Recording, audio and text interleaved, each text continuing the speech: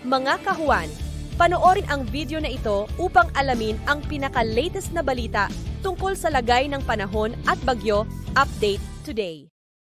Umiiral pa rin ang habagat sa Luzon at Visayas at ito po ang nagdudulot ng mga pagulan sa ilang bahagi ng Northern Luzon at Central Luzon, maging yung mga isolated rain showers sa natitirang bahagi pa ng Luzon at sa Visayas. Sa Mindanao naman ay mga localized thunderstorms ang pwedeng magdulot ng mga pag-ulan o yung mga pagkidlat pagkulog. So possible po yung mga pagkidlat pagkulog sa natitirang bahagi po ng ating bansa.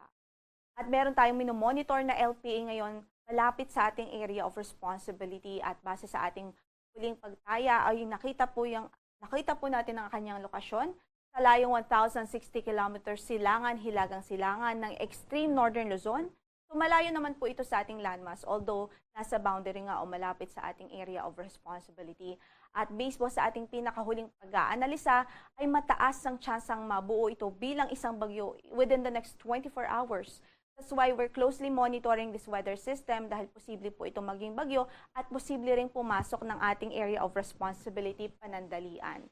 Sakali pong maging bagyo ito at pumasok ng ating PAR, ay papangalanan po natin siyang si Bagyong Fabian.